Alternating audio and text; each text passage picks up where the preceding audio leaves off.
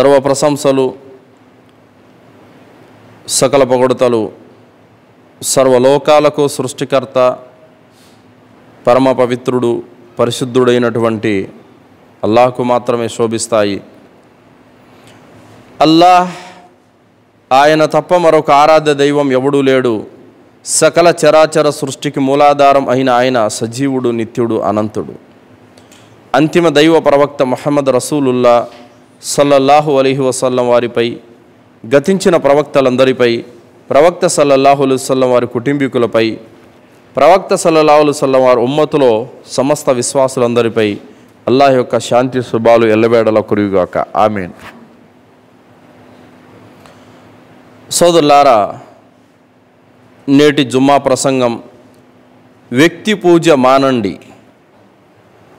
మనలాంటి మనిషే మనకు దేవుడు ఎలా కాగలుగుతాడు? అల్లాహ్ సుబ్హానహు వ తఆలా ఖురాన్ గ్రంథంలో 9వ సూర తౌబా 31వ వాక్యంలో అల్లాహ్ అంటున్నాడు, ఇత్తఖదు అహ్బారహుం వ రుహ్బానహుం అర్బాబం మిన్ దూనిల్లా వల్ మసీహ ఇబ్న మర్యమ వమా ఉమిరు ఇల్లా లియఅబుదు ఇలాహం వాహిద్ లా ఇలాహ ఇల్లా హువ సుబ్హానహు అమ్మా యుష్రికూన్. వారిలో చాలామంది పండితులను, మత సన్యాసులను తమ ప్రభువులుగా చేసుకున్నారు.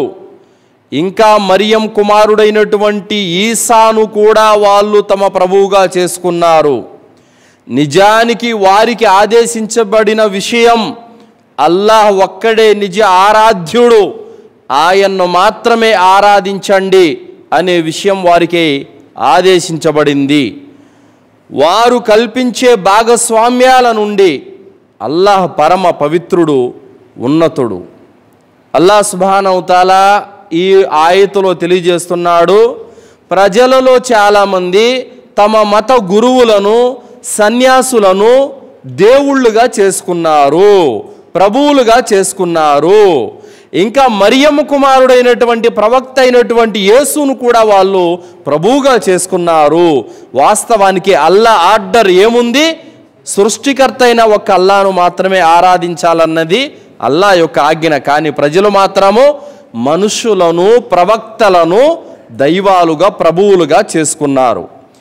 ఈ ఆయతు అవతరించినప్పుడు ఒక సహాబీ ప్రవక్త సల్లల్లాహు అలైహి వసల్లం వారిని ప్రశ్నించారు.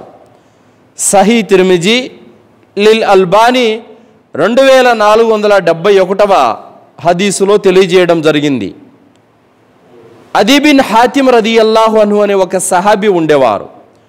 దైవ ప్రవక్త సల్లల్లాహు అలైహి వసల్లం వారి వద్దకు వచ్చి, ఓ దైవ ప్రవక్త, అల్లాహ్ ఖురాన్ గ్రంథంలో అంటున్నాడు కదా, తమ మత గురువులను, సన్యాసులను ప్రభువులుగా చేసుకున్నారు అని. మేము ఎక్కడ చేసుకున్నాం అని అడిగారు. అప్పుడు దైవ ప్రవక్త ముహమ్మద్ రసూలుల్లా సల్లల్లాహు అలైహి వసల్లం వారు తెలియజేశారు, ప్రభువులుగా చేసుకోవడం అంటే ఏమిటో తెలుసా? వాళ్ళు ఏది హలాల్ అంటే అది హలాలే, ఏది హరాం అంటే అది హరామే. దైవ గ్రంథంతో సంబంధం లేదు, దైవ ధర్మంతో సంబంధం లేదు, ప్రవక్తతో సంబంధం లేదు. పండితులు ఏది చెబితే అదే. వారు ఏది హలాల్ అంటే అది హలాలే, ఏది హరాం అంటే అది హరామే. ఈ విధంగా మీరు దైవాన్ని, దైవ ప్రవక్తను, దైవ ధర్మాన్ని పక్కన పెట్టేసి పండితులు ఏది చెబితే దాని ప్రకారం నడుచుకోవడం, వాళ్ళని దేవుళ్ళను చేసుకోవడం కాదా అని ప్రవక్త సల్లల్లాహు అలైహి వసల్లం వారు అన్నారు. ఈరోజు కూడా ముస్లిం సమాజంలో చాలామంది ఇలాంటి అపమార్గానికే లోనై ఉన్నారు. సోదరులారా, ఈనాడు సమాజంలో ప్రజలు రుజుమార్గం నుండి తప్పిపోయి ఉన్నారు. ప్రతి మతంలోనూ ఆ మతానికి సంబంధించిన పండితులను, సన్యాసులను ప్రభువులుగా చేసుకున్నటువంటి వాళ్ళు కూడా ఉన్నారు. చాలా చోట్ల కూడా మనము చూస్తూనే ఉన్నాము. దైవంతో కానీ, దైవ ధర్మంతో కానీ, దైవ గ్రంథంతో కానీ, దైవ ప్రవక్త యొక్క బోధనలతో కానీ సంబంధం లేకుండా ముజావర్లు చెప్పినట్లు, పంతుళ్ళు చెప్పినట్లు, పాస్టర్లు చెప్పినట్లు, మత సన్యాసులు చెప్పినట్లు వినుకుంటున్నారే తప్ప ఇది దైవ ధర్మంలో ఇది హరామా హలాలా అన్నటువంటి విషయాలను ఆలోచించడం లేదు. మరొక అడుగు ముందుకు వెళ్ళి మరి వాళ్ళందరికీ తెలియదా, మరి వాళ్ళకి తెలియకపోతే అందరూ అక్కడికి ఎందుకు వెళ్తున్నారు అన్నటువంటి ప్రశ్నలు కూడా లేవనెత్తడం అనేది కూడా జరుగుతూ ఉంది సోదరులారా. కానీ అల్లాహ్ సుబ్హానహు వ తఆలా వ ఇలాహుకుం ఇలాహుం వాహిద్ లా ఇలాహ ఇల్లా హువర్ రహమానుర్ రహీం, మీ అందరి ఆరాధ్య దైవం ఒకే ఒక్కడు, ఆ అల్లాహ్ తప్ప మరొక ఆరాధ్య దైవం ఎవడూ లేడు అనే మాటను కరాటండిగా ఇస్లాం ధర్మము చెప్పింది. సోదరులారా, పండితులను మత గురువులను దేవుళ్ళగా చేసుకోవడం అనేది మనం నేటి సమాజంలో కూడా చూస్తూనే ఉన్నాం. ఉదాహరణకు ఒక విషయాన్ని మీ ముందు చర్చిస్తాను. ఈనాడు సమాజంలో ఒక పనికి మాలిన కార్యం జరుగుతూ ఉంది. అదేమిటంటే ఒక అబ్బాయి మరో అబ్బాయిని పెళ్లి చేసుకోవడం, ఒక అమ్మాయి మరో అమ్మాయిని పెళ్లి చేసుకోవడం, అమ్మాయి అబ్బాయి పెళ్లి చేసుకోవడం. ఈ ముతనష్టపు కార్యం అనేది నేడు జరుగుతూ ఉంది. అయితే ఈ యొక్క నీచమైనటువంటి కార్యాన్ని అల్లాహ్ సుబ్హానహు వ తఆలా అతి జుగుప్సాకరమైనటువంటి హేయమైన చర్యగా అల్లాహ్ తాలా ఖురాన్లో కరాటండిగా చెప్పేశాడు. ఈ పాడు కార్యానికి పాల్పడేటటువంటి వారిని శిక్షించమని కూడా ఇస్లాం ధర్మం చెబుతోంది. మరి ఈరోజు ఎంతోమంది మనము వీడియోల్లో కూడా చూసాము, ఒక మగ పెళ్ళి చేసుకుంటుంటే అక్కడ దగ్గర కూర్చొని పండితులు అనబడిన వాళ్ళు మంత్రాలు చదువుతూ సిగ్గు లేకుండా వాళ్ళకి పెళ్లి చేస్తున్నారు. ఇది తప్పు, ఇది ఒక పనికి మాలిన చర్య అని చెప్పి వారికి వారించాల్సింది పోయి వారే దగ్గర కూర్చొని మంత్రాలు చదివి వారికి పెళ్ళిళ్ళు చేస్తున్నారు.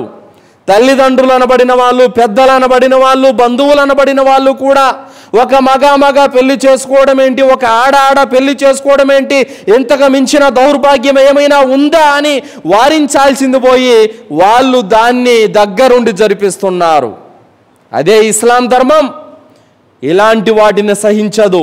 ఒకవేళ ఎవరైనా ముస్లింలలో మగ మేము పెళ్లి చేసుకుంటామని ముందుకొస్తే, ఆడ ఎవరైనా మేము పెళ్లి చేసుకుంటామని ముందుకొస్తే ఏ కాజీ కానీ, ఏ ఇమాము కానీ, ఏ పండితుడు కూడా దీనికి అంగీకరించాడు.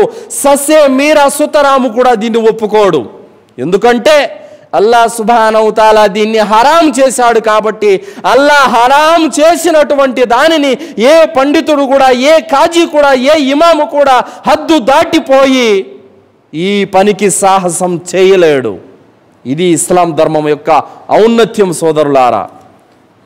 ఇలాంటి యొక్క దుశ్చర్యలను ఇస్లాము ఖండిస్తుంది, ఏ మాత్రము కూడా ఒప్పుకోదు. మరి ఇతర యొక్క మతాలలో ఈ యొక్క కార్యం జరుగుతూ ఉంది. పండితులు అనబడినటువంటి వాళ్ళు దగ్గరుండి చేస్తున్నారు. ఏమి వాళ్ళు ఎప్పుడైనా చెబుతున్నారా, ఇది మా మతము అంగీకరించదు, మా ధర్మము ఈ పాడు కార్యాన్ని ఒప్పుకోదు, కావున మేము చెయ్యలేము అని ఎవరైనా అన్నారా? అనటం లేదు. దగ్గరుండి మరి మంత్రాలు చదివి పెళ్లి చేస్తున్నారు. కానీ ఇస్లాం ధర్మము ఇలాంటి వాటికి ఒప్పుకోదు. ఒకవేళ ఎవడైనా సరే ఇలాంటి వాటికి నేను పెళ్లి చేస్తాను అని ఏ కాజీ అయినా ముందుకొచ్చినట్లయితే అల్లాహ్ పెట్టిన హరాం అనే అద్దును దాటిన వాడవుతాడు. వాడు ఇస్లాం ధర్మం నుండి బయటికి వెళ్ళిపోతాడు. ఇది అల్లాహ్ సుబ్హానహు వ తఆలా ఖురాన్ గ్రంథంలో పెట్టిన సిస్టమాటిక్ అల్హమ్దులిల్లా. కావున ఇస్లాం ధర్మంలో తెలపబడినటువంటి హలాల్ హరాం అనే సిస్టమ్ ఏ ధర్మంలో కూడా, ఏ మతంలో కూడా లేదు సోదరులారా. కావున పండితులు సన్యాసులు ఏది చెబితే అదే. ఈ విధంగా మత సన్యాసులను, మత పండితులను వాళ్ళు ప్రభువులుగా చేసుకోవడం అనేది జరిగింది. సోదరులారా, నిజ దైవాన్ని వదిలి మనుషులను ఆరాధించడం అనేది ప్రతి మతంలోనూ జరుగుతూనే ఉంది. ముస్లిం సమాజంలో ధార్మిక జ్ఞానం లేని కారణంగా మన పూర్వీకులైనటువంటి, మనలాంటి మనుషులైనటువంటి ఔలియాలను ఆరాధించడం అనేది జరుగుతుంది. అలాగే మనలాంటి మనుషులైనటువంటి ఇమాం హసన్ హుసేన్ను కూడా ఆరాధించడం జరుగుతూ ఉంది. అలాగే క్రైస్తవ మతంలో కూడా సృష్టికర్త అయినటువంటి అల్లాను వదిలిపెట్టి ఒక ప్రవక్త, ఒక స్త్రీ గర్భాన జన్మించినటువంటి మానవుడైనటువంటి యేసును కూడా ప్రభువుగా చేసుకొని ఆరాధించడం అనేది జరుగుతుంది. అలాగే హైందవ సమాజంలో కూడా మనకన్నా ముందు పుట్టి చనిపోయినటువంటి రాజులను, చక్రవర్తులను, ఋషులను, పుణ్యాత్ములను, పుణ్యపురుషులను కూడా దైవాలుగా చేసుకొని ఆరాధించడం అనేది జరుగుతుంది సోదరులారా. అయితే నేటి కాలంలో అయినా, నాటి కాలంలో అయినా, వారు చనిపోయిన వారైనా, బ్రతికి ఉన్నవారైనా వారిని ఆరాధించడం అనేది పాపము. వారిని విగ్రహాల రూపంలో ఆరాధించిన, చిత్రపటాల రూపంలో ఆరాధించిన, సమాధులలో ఆరాధించిన, సిలువ రూపంలో ఆరాధించినా కూడా ఇది ఘోరమైనటువంటి పాపమే. నిజ దైవాన్ని గుర్తించండి. నిజ దైవానికి ఉన్నటువంటి చిహ్నాలను, ఆయన గుణాలను, ఆయన యొక్క లక్షణాలను గుర్తించండి. వాస్తవానికి నిజ దైవాన్ని గుర్తించడం, దేవుడెవరో కనుక్కోవడం చాలా సులభమైన విషయం. ఇదేం పెద్ద విషయమేమి కాదు, పెద్ద కష్టమైనటువంటి పనేమి కాదు. దేవుడు పుట్టాడు, దేవుడు మరణించాడు, ఆయన కంటికి కనపడాడు, ఆయన తినడు, ఆయన నిద్రపోడు, ఆయనకు భార్య పిల్లలు ఉండరు, ఆయనకు తల్లిదండ్రులు ఉండరు, ఆయనకు కామ కోరికలు కూడా ఉండవు. మనము తయారు చేసుకున్నవాడు కాడు, మనల్ని మన తల్లి గర్భంలో తయారు చేసినటువంటి వాడు దేవుడు. ఈ గుణాలు, ఈ లక్షణాలు ఈ సృష్టిలో ఒక్క అల్లాహకు తప్ప ఇంకెవరికైనా ఉన్నాయా అంటే ఎవరికి కూడా లేవు సోదరులారా. పుట్టనివాడు, మరణించనివాడు, తల్లిదండ్రులు, భార్య బిడ్డలు, కామ కోరికలు, నిదురాహారాలు లేనటువంటి పరమ పవిత్రమైనటువంటి గుణాలు ఒక్క అల్లాహకు తప్ప ఇంకెవ్వరికి కూడా లేవు సోదరులారా. దైవ గ్రంథాలలో తెలపబడినటువంటి దేవుని యొక్క గుణాలు, దేవుని యొక్క లక్షణాలు ఒక్క అల్లాహకు తప్ప ఇంకెవరికి కూడా లేవు. ఎవరినైతే మీరు దైవాలుగా భావించి ఆరాధిస్తున్నారో వారి గురించి బుద్ధి పెట్టి బాగా ఆలోచించండి. వారి గుణాలు గురించి ఒకసారి ఆలోచించండి, వారి లక్షణాల గురించి ఒకసారి ఆలోచించండి. వారికి పుట్టుక ఉంది, తల్లిదండ్రులు ఉన్నారు, వారికి మరణం ఉంది, వారికి ఆకలి దప్పులు ఉన్నాయి, వారికి నిద్రాహారాలు ఉన్నాయి, వారికి కామ కోరికలు కూడా ఉన్నాయి, వారికి భార్య పిల్లలు కూడా ఉన్నారు. అల్లాహకు సరిపోలినటువంటి గుణాలు మీరు ఆరాధిస్తున్నటువంటి దైవాలలో ఎవరికైనా ఉన్నాయా అంటే ఎవరికి కూడా లేవు. అల్లాహతో సరిపోలినటువంటి లక్షణాలు మీరు ఆరాధించే దైవాలలో ఎవ్వరిలో కూడా లేవు సోదరులారా. అవేమంటే అల్లాహకు పుట్టుక లేదు, కానీ మీరు ఆరాధిస్తున్న దైవాలకు పుట్టుక ఉంది. అల్లాహకు మరణం లేదు, కానీ మీరు ఆరాధిస్తున్నటువంటి దైవాలకు మరణం ఉంది. అల్లాహ్ తినడు, కానీ మీరు ఆరాధిస్తున్నటువంటి దైవాలు తినేటటువంటి వారు. అల్లాహ్ నిద్రపోడు, కానీ మీరు ఆరాధిస్తున్నటువంటి దైవాలు నిద్రపోయేటటువంటి వారు. అల్లాహకు భార్య పిల్లలు లేరు, కానీ మీరు ఆరాధిస్తున్నటువంటి దైవాలు భార్య పిల్లలు కలిగి ఉన్నారు. అల్లాహకు తల్లిదండ్రులు లేరు, కానీ వారికి తల్లిదండ్రులు ఉన్నారు. అల్లాహకు కామ కోరికలు లేవు, కానీ వారికి కామ కోరికలు ఉన్నాయి. అల్లాహ్ కంటికి కనపడడు, కానీ వారికి కంటికి కనిపిస్తారు.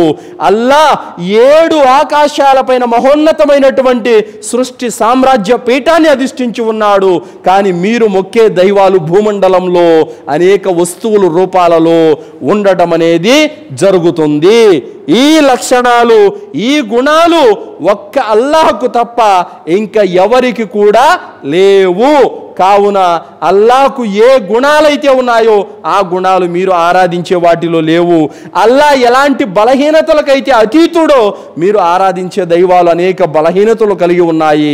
ఈ లక్షణాలను, ఈ గుణాలను బట్టి దేవుడెవరో ఇట్టే తెలుసుకోవచ్చు. కానీ ఈ గుణాలపైన, ఈ లక్షణాలపైన అవగాహన లేనటువంటి వారు మనిషిని దైవంగా భావించి ఆరాధించడం అనేది జరుగుతుంది సోదరులారా. అయితే చాలామంది అంటూ ఉంటారు, అలా కాదండి, దేవుడిని మేము విగ్రహంలో ఆరాధిస్తాము. విగ్రహాన్ని ప్రతిష్ఠింపచేసేటప్పుడు పురోహితులు, పండితులు, విద్వాంసులు వచ్చి ఆ విగ్రహంలో ప్రాణ ప్రతిష్ఠ చేస్తారు అని చెబుతూ ఉంటారు. మనం అడుగుతున్నాము, ప్రాణ ప్రతిష్ఠ చేసే అంత శక్తి మీలో గనక ఉంటే మీ కుటుంబంలో మీ ఇంట్లో చనిపోయిన వారిని మీరెందుకు బ్రతికించుకోలేకున్నారు? అంటే విగ్రహంలో ప్రాణం పోసే అంత శక్తి మీలో ఉంటే గనక మీ ఇంట్లో చచ్చిపోయిన వారిని మీరు బ్రతికించుకోవచ్చు కదా. కావున మేము విగ్రహంలో ప్రాణం పోస్తాము, మేము చిత్రపటంలో ప్రాణం పోస్తాము, పలానా సమాధిలో ప్రాణం పోస్తాము అన్నటువంటి మాటలు పచ్చి అబద్ధాలు. సోదరులారా, ఇక్కడ మనకొక డౌట్ ఏమిటంటే, అసలు ఈ మాట ఏదైతే ఉందో విగ్రహంలో మేము ప్రాణ ప్రతిష్ఠ చేస్తామనేటటువంటి మాట, ఇది ప్రజలను మభ్యపెట్టి వెర్రివాళ్ళను చేయడమే తప్ప ఇందులో ఎలాంటి వాస్తవమో లేదు. సోదరులారా, అసలు దేవుడేమైనా మీ చేతిలో కీలుబొమ్మ? దేవుడేమైనా మీ చేతిలో కీలుబొమ్మ మీరు విగ్రహంలో ప్రాణ ప్రతిష్ఠ చేస్తే అందులోకి దూరిపోవడానికి? ఆయన ఏమైనా మీ చేతిలో ఆటబొమ్మ మీరు ఒక చిత్రపటాన్ని తయారు చేసి అందులో కొలువై ఉండమని చెప్పడానికి? ఆయన ఏమైనా మీ చేతిలో మీరు చెప్పినట్టుగా వినేటటువంటి వస్తువా ఫలానా సమాధిలో ఉండు అని చెప్పడానికి?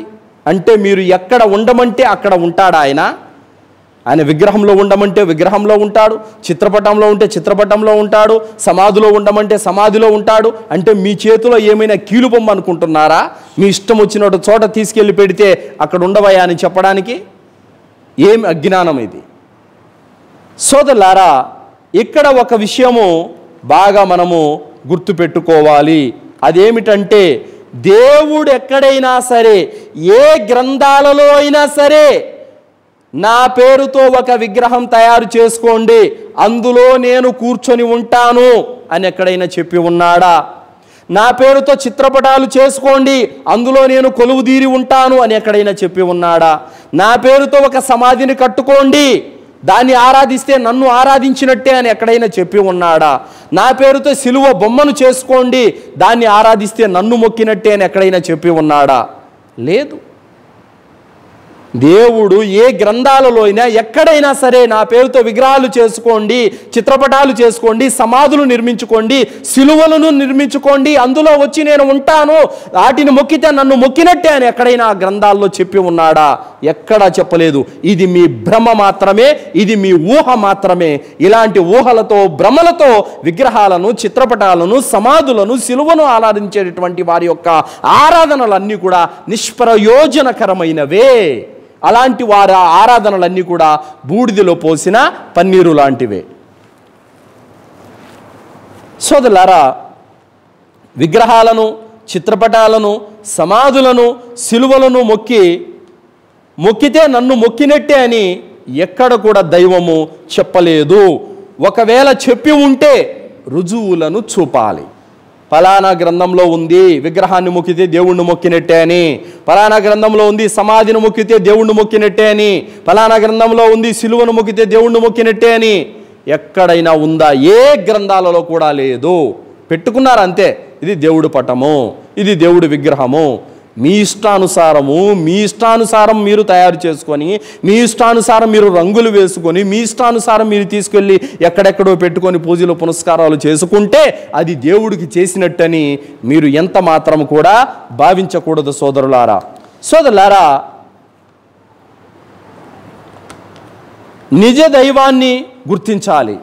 ఆయన ఆరాధించే పద్ధతిని, విధానాన్ని దైవ గ్రంథాల వెలుగులో తెలుసుకోవాలి, ఆరాధించాలి. అప్పుడు అది దైవం దగ్గర స్వీకారయోగ్యం అవుతుంది, దానికి పుణ్యఫలం అనేది ఉంటుంది. దైవ ప్రవక్త ముహమ్మద్ సల్లల్లాహు అలైహి వసల్లం వారు అంతిమ దైవ ప్రవక్త. ఆయన ఒక ఆరాధన పద్ధతిని నేర్పాడు. ఆ ఆరాధన పద్ధతిని మనం విధానాన్ని పాటించాలి. ఈరోజు జుమ్మా ఖతీబు మెంబర్ పైకి ప్రసంగం చేయాలి, ప్రజలంతా కూర్చొని వినాలి. ప్రసంగం అయిపోయిన తర్వాత 2 రకాతులు నమాజ్ చదివించాలి. ప్రతిరోజు జుహర్లో 4 రకాతులు అయితే శుక్రవారం మాత్రం 2 రకాతులు. ఇదంతా ఎవరు నేర్పిన పద్ధతి? దైవ ప్రవక్త ముహమ్మద్ సల్లల్లాహు అలైహి వసల్లం నేర్పిన పద్ధతి. అంటే అల్లా తన గ్రంథంలో తన ప్రవక్త ద్వారా నేర్పినటువంటి అతి ఉత్తమమైనటువంటి పద్ధతి. ఈ పద్ధతిని పాటిస్తే ఆరాధన విధానము అంటారు. అలా కాకుండా మా ఊరోళ్ళంతా చేస్తున్నారు, ఎప్పటి నుంచో చేస్తున్నారు అన్నటువంటి విధానంలో వెళితే వాడు ఆ ఆరాధన కోసం, ఆ కార్యం కోసము కోట్ల రూపాయలు ఖర్చు పెట్టినా కూడా అది అల్లాహ్ దగ్గర ఒక్క పావల అంత పుణ్యం కూడా అతనికి రాదు. సోదరులారా, మనుషులను ఆరాధించరాదు, మనుషులను ఆరాధించరాదు. వారు బాబాలైనా సరే, స్వాములైనా సరే, ముజావర్లైనా సరే, ఎవరైనప్పటికీ కూడా మనుషులను ఆరాధించరాదు. ఈరోజు ఎందుకు ఈ మాట చెప్పుకుంటున్నామంటే, ఎందుకు ఈ దౌర్భాగ్యం వచ్చిందంటే, మనిషి డబ్బు దగ్గర మోసపోడు, వ్యాపారం దగ్గర మోసపోడు, ఎక్కడా మోసపోడు. కానీ చచ్చిపోయిన మనుషులందరినీ పట్టుకొని దేవుడు దేవుడు దేవుడు దేవుడు అంటున్నాడు. అరే నాయన, అసలు దేవుడు ఎవరో, మనిషి ఎవడో కనుక్కునేంత తెలివి నీలో లేకపోతే ఎలారా? ఏ విధంగా? కనీసము మనము బుద్ధి జ్ఞానాలు అనేటివి ఉన్నాయే, దేవుడు లక్షణాలు ఏంటి, దేవుడు గుణాలు ఏంటి, దేవుడి యొక్క ఆయనలో ఉన్నటువంటి ప్రత్యేకమైనటువంటి లక్షణాలు ఎలా ఉంటాయి అన్నటువంటి విషయము ఎందుకు తెలుసుకోలేకున్నారు? దేవుడంటే మనలా పుట్టేవాడా? దేవుడంటే మనలా ముసలితనం వచ్చి చచ్చిపోయేవాడా? దేవుడంటే మళ్ళా తినేవాడా?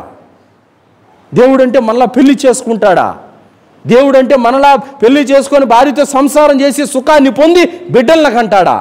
దేవుడికి ఎక్కడైనా కష్టాలు బాధలు ఉంటాయా? దేవుడు ఎక్కడైనా భూలోకంలో నివాసం చేస్తాడా? ఎందుకు ఆలోచించడం లేదు? దేని దగ్గర మోసపోయినటువంటి మనిషి దైవం దగ్గర ఎందుకు మోసపోతున్నాడు? దేని దగ్గర మోసపోయినా కూడా కొంచెం మాత్రమే నష్టం ఉంటుంది. కానీ దేవుని విషయంలో మోసపోతే మాత్రం శాశ్వతంగా పరలోకంలో ఘోరమైనటువంటి నరకానికి వెళ్ళే పరిస్థితి ఉంటుంది. కావున దైవం విషయంలో ఎవరు కూడా మోసపోకూడదు. సోదరులారా, ఫిరౌన్ ఒక దుర్మార్గుడు ఉండేవాడు. ఏమని ప్రకటన చేసుకున్నాడు తెలుసా? అనా రబ్బుకుముల్ ఆలా, నేనే మహోన్నతమైనటువంటి దేవుణ్ణని చెప్పాడు. మూసా అలైహిస్సలాం వారు, హారూన్ అలైహిస్సలాం వారు అల్లా సందేశాన్ని తీసుకొని ఫిరౌన్ దర్బార్కి వెళ్ళారు. ఫిరౌను దుర్మార్గుడైనటువంటి రాజు, అల్లాహ్ లేడు, ఏమి లేడు, నేనే దేవుణ్ణని చెప్పాడు. నేనే మహోన్నతమైన దేవుణ్ణి, నేను చెప్పిందే వేదం, నా మాటే వినాలి మీరందరూ అని చెప్పాడు. పర్యావసానం అల్లాహ్ సుబ్హానహు తఆలా ఎంత కఠినంగా వాడిని పట్టుకున్నాడంటే సముద్రంలో ముంచేశాడు. వాడి శవాన్ని ఇప్పటికీ 4000 సంవత్సరాలు పైబడుతుంది. ఇప్పటికి ఇంకా మిస్ర్ దేశంలో అలాగే పెట్టాడు అల్లాహ్ సుబ్హానహు తఆలా. సూరా యూనుస్లో అల్లాహ్ తఆలా అంటున్నాడు తెలుసా? ఫిరౌన్ అన్నాడు, వాడు మునిగిపోయేటప్పుడు చెప్పాడు నేను కూడా అల్లాహ్ను నమ్ముతున్నాను అని చెప్పాడు. అల్లాహ్ సుబ్హానహు తఆలా ఏమన్నాడు? ఇప్పుడా నువ్వు నమ్మేది? వాస్తవానికి దీనికి పూర్వం నీకు ఎన్నోసార్లు నిదర్శనాలు చూపాం, ప్రవక్తలను పంపాం, ఎన్నో మహిమలు చూపాం, అయినా కూడా నువ్వు విశ్వసించలేదు. అల్లా శిక్ష వచ్చేసి నువ్వు తీరామారా మునిగిపోయేటప్పుడు నేను కూడా అల్లాహ్ని నమ్ముతున్నానంటే ఏంటి లాభం? అల్లాహ్ సుబ్హానహు తఆలా అన్నాడు, ఇప్పుడు నీ శవాన్ని మాత్రమే రక్షిస్తాము, నిన్ను రక్షించాం, నీ శవాన్ని రక్షిస్తాము. ఎందుకంటే రానున్న వాళ్ళందరూ కూడా గుణపాఠం నేర్చుకోవాలి, బుద్ధి తెచ్చుకోవాలి. అందుకు నీ శవాన్ని మేము మిగులుస్తామన్నాడు అల్లాహ్ సుబ్హానహు తఆలా. అందుకే 4000 సంవత్సరాలు అయిపోతుంది. వాడి శవం ఇప్పటికీ కుళ్ళిపోకుండా, కృషించిపోకుండా, నశించిపోకుండా ఎట్లా చచ్చిపోయిన శవం అలాగే ఉంది. ఇప్పటికీ 4000 సంవత్సరాలు పైబడతా ఉంది. అల్లాహు అక్బర్. ఇది అల్లాహ్ యొక్క శక్తి. అల్హమ్దులిల్లా. ఎంతోమంది ఆ శవం మీద పరిశోధనలు చేసి చేసి చేసి పెద్ద పెద్ద సైంటిస్టులు సైతం ఇస్లాం స్వీకరించారు. అల్హమ్దులిల్లా, అల్లాహ్ యొక్క ఔన్నత్యాన్ని తెలుసుకొని. అలాగే నమ్రూద్ అనేటువంటి ఒక రాజు ఉండే, ఇబ్రాహీం అలైహిస్సలాం వారి యొక్క కాలంలో. ఇబ్రాహీం అలైహిస్సలాం వారు సత్య సందేశాన్ని తీసుకెళ్లారు, అల్లాహ్ ఒక్కడే దేవుడని విశ్వసించమని చెప్పారు. కానీ నమ్రూద్ ఏమన్నాడంటే, ఏమన్నావు ఇబ్రాహీం? అల్లాహ్ పుట్టిస్తాడు, మరణింపజేస్తాడు, అంతే కదా, నేను కూడా మనిషికి బ్రతుకునిస్తాను, మనిషికి చావునిస్తానని చెప్పాడు. అంటే ఒక మనిషిని పిలిచి చంపేయటం, మరొక మనిషిని పిలిచి రే నువ్వు బతికిపోయావు పో అని చెప్పడం. ఓహో, ఇలా ఉందా నీ కథ అని చెప్పేసి ఇబ్రాహీం అలైహిస్సలాం అన్నారు, సరేనయ్యా, అల్లాహ్ సుబ్హానహు తఆలా ప్రతిరోజు సూర్యుడిని తూర్పు నుండి ఉదయింపజేస్తున్నాడు. నువ్వు ఈ ఒక్కరోజు నువ్వు దేవుడు అయితే గనక ఆ సూర్యుడిని కాస్త తూర్పు నుండి ఉదయించే సూర్యుడిని ఆపేసి పడమర నుండి ఉదయింపజేయి చూద్దాం అని అన్నాడు. బిత్తరపోయాడు ఆ విశ్వాసి. చేయలేరు, ఎవరి వల్ల కాదా పని. కావున ఈ లోకంలో రాజులు, సన్యాసులు, బాబాలు ఎందరో ఉన్నారు, మేము దేవుళ్ళమని చెప్పుకున్నటువంటి వాళ్ళు ఎవరు కూడా మనుషులను బ్రతికించడం, మనుషులను మరణింపచేయటం, సూర్యుని పడమర దిక్కున ఉదయింపచేయటం, ఇలాంటి పనులు చేయడం ఎవ్వరి వల్ల కూడా కాదు సోదరులారా. కావున ఇహలోకంలో మేము దేవుళ్ళమని చెప్పుకుంటున్నటువంటి వారు చేతిలో దీపాన్ని వెలిగిస్తాము, మా మహిమ చూడండి, గొంతులో నుంచి లింగాన్ని తీస్తాము, మా శక్తి చూడండి, దర్గాలో అద్భుతాలు చేస్తాము, చర్చిల్లో రోగాలు బాగు చేస్తాము, మా మహిమలు చూడండి, మా అద్భుతాలు చూడండి అని చెప్పుకుంటూ ఉంటారు. చేయాల్సింది గాల్లో దీపం వెలిగించడము, గొంతులో నుంచి లింగం తీయడము, రోగాలు బాగు చేయడము ఇది కాదండి. ఇవి కాదు చేయాల్సింది. మీకే గనక నిజంగా శక్తులు ఉంటే, మీకే గనక మాయలు మంత్రాలు మహిమలు ఉంటే గనక చచ్చి పడిపోయి ఉన్నటువంటి శవానికి మీరు ప్రాణం పోసి లేపి నిలబెట్టగలుగుతారా? చాలామంది చెప్పుకుంటున్నారు, బాబాలు అనబడిన వాళ్ళు, సన్యాసులు అనబడిన వాళ్ళు, మేము దేవుళ్ళము, మా దగ్గర మహిమలున్నాయి, అద్భుతాలున్నాయని చెప్పుకుంటున్నారు. గాల్లో దీపాన్ని పెట్టడము, గొంతులో లింగాన్ని తీయడము, మంత్రాలు వేయడము ఇవి కాదు. చచ్చిపోయి ఉన్నటువంటి వ్యక్తి యొక్క శవానికి ప్రాణం పోసి నిలబెట్టగలుగుతారా ఎవడైనా? తన మంత్రంతో, తన మాయతో, తన శక్తులతో ఎవడైనా చేయగలుగుతాడా? ఎవడు చేయలేడు. బాబాలు అనబడిన వాళ్ళు, మేము దేవుళ్ళమని చెప్పుకున్న వాళ్ళు సావు దగ్గరకు వచ్చినప్పుడు 30-40 మంది డాక్టర్లు మంచం చుట్టూ పెట్టుకున్నారు, అయినా కూడా ప్రాణాన్ని కాపాడుకోలేకపోయారు. సోదరులారా, ఏ మాంత్రికుడైనా, ఏ బాబా అయినా, దేవుడని చెప్పుకునే ఎవడైనా సరే సూర్యుడిని కాస్త పడమర నుండి ఉదయింపజేయగలుగుతారా? ఎవడు చేయలేడు. కానీ అల్లాహ్ సుబ్హానహు వ తఆలా తీర్పు దినము కంటే ముందు పెద్ద ప్రళయ సూచనలలో అల్లాహ్ సుబ్హానహు వ తఆలా పడమర నుండి సూర్యుడిని ఉదయింపజేస్తాడు. అల్హమ్దులిల్లాహ్, ఇది అల్లాహ్కు సాధ్యమవుతుంది. ఎందుకంటే సూర్య చంద్రులు అల్లాహ్ యొక్క దాసులు కాబట్టి, అల్లాహ్ చెప్పినట్లు అవి నడుచుకుంటాయి కాబట్టి. సోదరులారా, అంతెందుకు, చివరికి వారి ప్రాణాలు పోకుండా వాళ్ళు కాపాడుకోగలుగుతారా? లేదు. ఎవరికో ఏదో చేయడం కాదు, మంత్రించి వాళ్ళను బాగు చేయడమో, వీళ్ళను బాగు చేయడమో, మేము దేవుళ్ళము, మాకు అద్భుతాలున్నాయి అవి కాదు. మీ చావును మీరు కాపాడుకోగలుగుతారా? మీకు చావు రాకుండా, మీకు మరణం రాకుండా మీరు అడ్డుకోగలుగుతారా? ఎవడైనా బాబా అనబడిన వాడు, మాంత్రికుడు అనబడిన వాడు, నేను ఔలియానని చెప్పుకునేవాడు ఎవడైనా ఇప్పుడు దాకా బతికున్నాడా? ఎవడు బతికిలేడు. కావున సజీవుడు, చావు లేనివాడు, మరణం లేనివాడు అల్లాహ్ ఒక్కడే. కుల్లు మన్ అలైహి ఫాన్ వయబ్కా వజ్హు రబ్బిక దుల్ జలాలి వల్ ఇక్రామ్. ఈ సమస్తమంతా నాశనం అయిపోతుంది. సూర్యుడు కాంతిహీనుడైపోతాడు, సూర్య చంద్రులు కనుమరుగైపోతాయి, ఈ భూమి ఆకాశాలంతా అస్తవ్యస్తమైపోతాయి, ఈ భూమి అంతా కూడా, ఆకాశాలంతా కూడా తునాతునకలైపోతాయి. ఈ భూమండలంలో కానీ ఆకాశాల్లో ఉన్నటువంటి అన్ని ప్రాణులు కూడా మరణిస్తాయి. వయబ్కా వజ్హు రబ్బిక దుల్ జలాలి వల్ ఇక్రామ్. కానీ సజీవుడు ఎప్పటికీ బ్రతికి ఉండేవాడు ఒక్క అల్లాహ్ మాత్రమే. చావు లేనివాడు, మరణం లేనివాడు ఒక్క అల్లాహ్ మాత్రమే సోదరులారా. కావున ఆనాటి నుండి కానీ, ఫిరౌను నమ్రుదు యొక్క కాలం నాటి నుండి కానీ నేటి వరకు మేము దేవుళ్ళము, దేవుని స్వరూపాలమని చెప్పుకున్నటువంటి ఏ ఒక్కడైనా సరే ప్రాణంతో ఇప్పటి వరకు మిగిలి ఉన్నాడంటే లేడు. అందరూ కూడా చనిపోయినటువంటి వారే. అందుకే అల్లాహ్ సుబ్హానహు వ తఆలా ఖురాన్ గ్రంథంలో తెలియజేస్తున్నాడు, కుల్ యా అహ్లల్ కితాబ్ తఆలూ ఇలా కలిమతిన్ సవాయిన్ బైననా వ బైనకుమ్ అల్లా నఅబుద ఇల్లల్లాహ్ వలా నుష్రిక బిహి షయ్యా వలా యత్తఖిద బఅదునా బఅదన్ అర్బాబన్ మిన్ దూనిల్లాహ్ ఫఇన్ తవల్లు ఫఖూలు అష్హదు బిఅన్నా ముస్లిమూన్.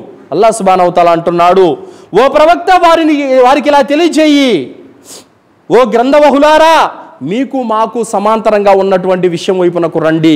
అదేమిటంటే అల్లా నఅబుద ఇల్లల్లా, మనలో అందరూ కూడా ఒక్క అల్లానే ఆరాధించాలి. వలా నుష్రిక బిహి షయ్యా, మనలో ఎవరు కూడా అల్లాహ్తో పాటు మరొక దేవుడు ఉన్నాడు అన్నటువంటి విషయాన్ని చెప్పకూడదు, అల్లాహ్తో పాటు సాటి కల్పించకూడదు. వలా యత్తఖిద బఅదునా బఅదన్ అర్బాబన్ మిన్ దూనిల్లాహ్, మనలో ఎవరు కూడా, అంటే మనుషులలో ఎవరిని కూడా ప్రభువులుగా చేసుకోరాదు. వలా యత్తఖిద బఅదునా బఅదన్ అర్బాబన్ మిన్ దూనిల్లాహ్, మనలో ఎవరిని కూడా మనుషుల్ని పట్టుకొని దేవుడు అనడము, ప్రభు అనడము, స్వామి అనడము చేయరాదు అని అల్లాహ్ సుబ్హానహు వ తఆలా అంటున్నాడు. ఈ సత్యాన్ని వాళ్ళకి చెప్పేయండి. ఒకవేళ వాళ్ళు గనక నమ్మకపోతే ఫైన్ తవల్లౌ ఫకూలు షదు బి అన్నా ముస్లిమూన్, మేం మాత్రం ఒకే అల్లాహ్ను ఆరాధించే ముస్లిములమని వారితో మీకు చెప్పేయండి అని అల్లాహ్ సుబ్హానహు వ తఆలా తెలియజేశాడు. ఈనాడు బాబాలు, ముజావళ్ళు, పండితులు అనబడినటువంటి వారు సమాజంలో దేవుళ్ళుగా చలామణి అవుతున్నారు. వారి ఆస్థానాలలో పెద్ద పెద్ద కుర్చీలుంటాయి. వారి యొక్క ఆస్థానాలలో, సభల్లో, సమావేశాల్లో పెద్ద పెద్ద సింహాసనాలు ఉంటాయి. ఆ బాబా కానీ, ఆ ముజావర్ కానీ, ఆ సన్యాసి కానీ వచ్చి ఆ సింహాసనం మీద కూర్చున్నాడంటే ఆ సభలో ఉన్న ప్రజలందరూ కూడా లేచి సజ్దా చేయాలా, అందరూ దండాలు పెట్టాలా. ఇంకా కొంతమంది వచ్చి కాళ్ళకు ముద్దు పెట్టుకునేవాళ్ళు, కాళ్ళకు దండాలు పెట్టుకునేవాళ్ళు, వాడి చేతికి ముద్దు పెట్టుకునేవాళ్ళు, ఇలాంటి వాళ్ళు కూడా ప్రజలు ఉన్నారు. ఇది అంటే ఒక మత సన్యాసుకు కానీ, ఒక పండితుడికి కానీ, ఒక బాబా కానీ ఎవరికైనా సరే సజ్దా చేయటం అనేది ఇస్లాం ధర్మము ఏమాత్రం అనుమతించదు. సజ్దా చేసేటటువంటి అనుమతి లేదు. వారిని దైవాలుగా భావించడం, వారి దగ్గర మహిమలున్నాయని నమ్మడం, అలాగే వారి చేతుల్లో లాభ నష్టాలున్నాయని నమ్మడం, వారి దగ్గర సజ్దాలు చేయడం, వారి దగ్గర చేతులెత్తి వేడుకోవడం, ఇవన్నీ కూడా మహాఘోరమైనటువంటి పాపాలు సోదరులారా. అలాంటి వాటికి ఏ ముస్లిం కూడా పాల్పడకూడదు సోదరులారా. సోదరులారా, మీరు చేసే ఏ రకమైనటువంటి ఆరాధన కానీ ఒక్క అల్లాకే చెందాలే తప్ప ఈ లోకంలో దేవుళ్ళ పేరుతో చలామణి అవుతున్నటువంటి మనుషులకు కాదు సోదరులారా. సోదరులారా, నిజమైనటువంటి ముస్లింలు ఎలా ఉంటారో తెలుసా? జాఫర్ రదియల్లాహు అన్హు వారు ఒక బృందాన్ని తీసుకొని అబిషీనియా వెళ్ళారు. అబిషీనియా వెళితే అక్కడ నజ్జాషి అనే ఒక క్రైస్తవ రాజు ఉన్నాడు. సభ మొదలైంది. క్రైస్తవ రాజు వచ్చాడు, సింహాసనం ఎక్కాడు, కుర్చీ ఎక్కాడు. సభలో ఉన్న అందరూ కూడా సజ్దా చేశారు. జాఫర్ రదియల్లాహు అన్హు వారు మరియు ఆయనతో పాటు ఉన్న ముస్లిములు నిల్చొనే ఉన్నారు, సజ్దా చేయలేదు. అడిగారు, మీరెందుకు సజ్దా చేయలేదన్నారు. మమ్మల్ని పుట్టించిన అల్లాహకు తప్ప మేము ఎవ్వరికి సజ్దా చేయమని చెప్పారు. అల్హమ్దులిల్లా. ఇది నిజమైన ముస్లిం యొక్క విశ్వాసం. ఎంత పెద్ద రాజు అయినా, ఎంత పెద్ద ఆస్వామి అయినా, ఎంత పెద్ద భూస్వామి అయినా, ఎంత పెద్ద బాబా అయినా సరే, ఎవరైనా సరే సజ్దా చేయకూడదు. ఒక్క అల్లాకే చేయాలి సజ్దా. ఇది నిజమైనటువంటి ముస్లిం యొక్క విశ్వాసం, నమ్మకం సోదరులారా. అలాగే కొందరు సహాబాలు అన్నారు, ఓ ప్రవక్త, మేము ఎన్నో రాజ్యాలు తిరిగాము, ఎన్నో దేశాలు తిరిగాము, ఆ రాజుల యొక్క సభలు కూడా మేము చూసి ఉన్నాము. ఆ సభలు మొదలవు కానీ రాజులకు అందరూ కూడా సజ్దాలు చేస్తున్నారు. మీరు కూడా అనుమతి ఇచ్చినట్లయితే మీ ముందు మేము సజ్దా చేస్తాము, గౌరవంగా అన్నారు. ఆరాధన భావంతో కాదు, గౌరవంగా అన్నారు. దైవ ప్రవక్త ముహమ్మద్ సల్లల్లాహు అలైహి వసల్లం అన్నారు, లేదు, మీరు సజ్దా చేసే అనుమతి మీకు లేదు.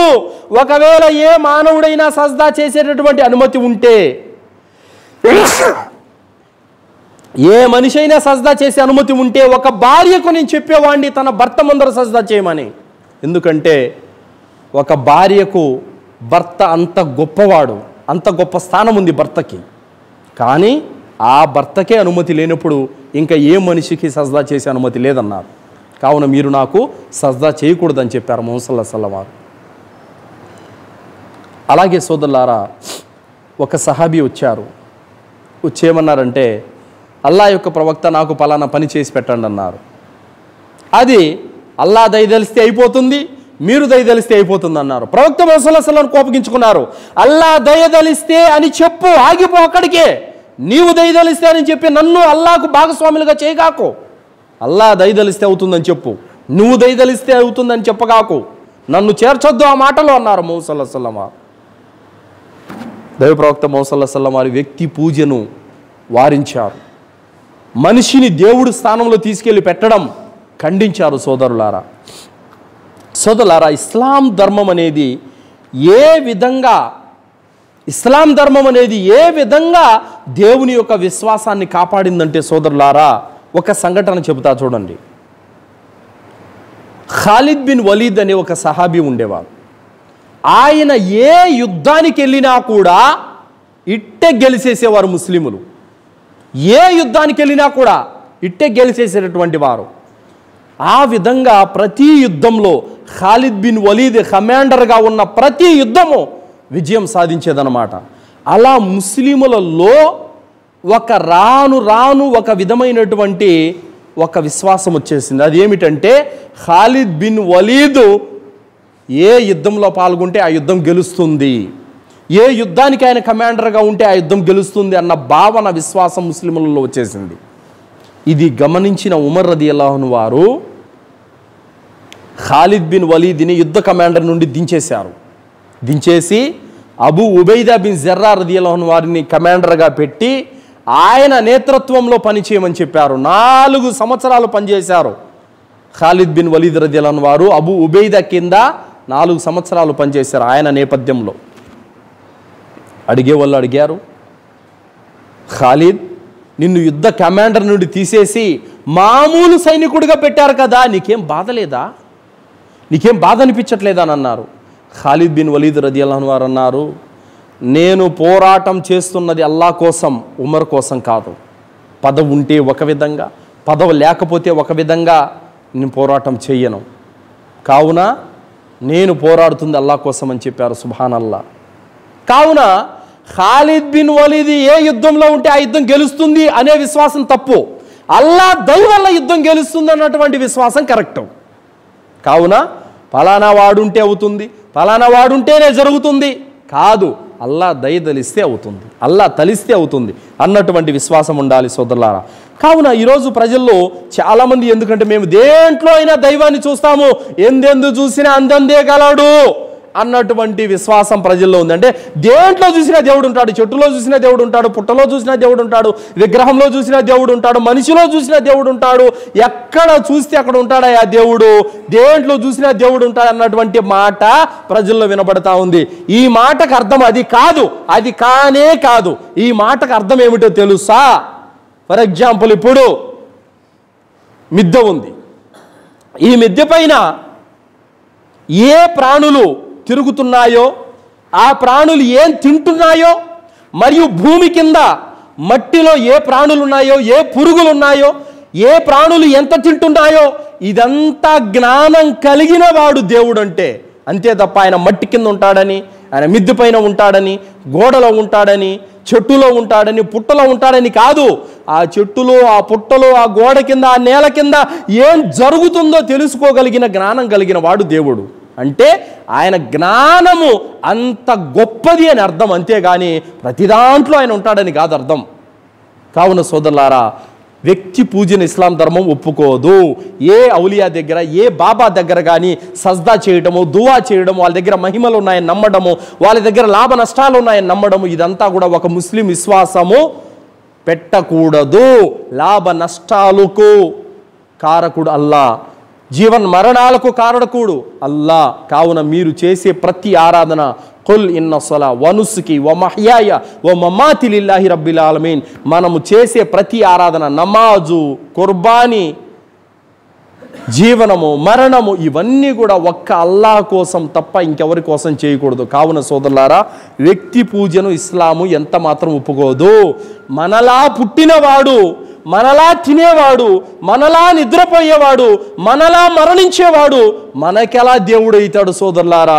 ఈ మాత్రం కూడా గ్రహించలేకపోతే ఇక మనిషికి బుద్ధి వివేకాలు ఉండి లాభమేమి సోదరులారా? కావున దేవుడు అనేవాడు మనలా పుట్టేవాడు, మరణించేవాడు, తినేవాడు, నిద్రపోయేవాడు, మనలాంటి జీవితం గడిపేవాడు కాదు. దేవుడు అంటే ఎండపిండ బ్రహ్మాండాన్ని, సకల జగత్తును పుట్టించి విశ్వలోకాలను నడుపుతున్నటువంటి అల్లాహ్, ఆయన దేవుడు అంటే సోదరులా. అల్లాహ్తో దువా చేస్తూ ముగిస్తున్నాను. విన్నటువంటి విషయాలపైన సదాచరణ చేసే సద్బుద్ధిని అల్లాహ్ మనందరికీ ప్రసాదించుగాక. అల్లాహ్ సుబ్హానహు వ తఆలా మనందరికీ ఖురాన్ హదీసు వెలుగులో జీవితం గడిపే భాగ్యాన్ని ప్రసాదించుగాక. అల్లాహ్ సుబ్హానహు వ తఆలా మనందరినీ కూడా షిర్కు నుండి, బిదాత్ నుండి, శైతాన్ యొక్క కీడుల నుండి రక్షించుగాక. అల్లాహ్ తాలా మనల్ని కబర్ శిక్ష నుండి, నరకాగ్ని నుండి రక్షించుగాక. జన్నతులో ఉన్నతమైన దర్జాలను ప్రసాదించుగాక. ఆమీన్. వాఖిరు దవానా అల్హమ్దులిల్లాహి రబ్బిల్ ఆలమీన్. బారకల్లాహు లనా వలకుం ఫిల్ ఖురానిల్ అదీమ్ వస్తగ్ఫిరుల్లాహి వలిసాయిరిల్ ముస్లిమీన్ ఇన్నహు తఆలా జవాదుల్ కరీం.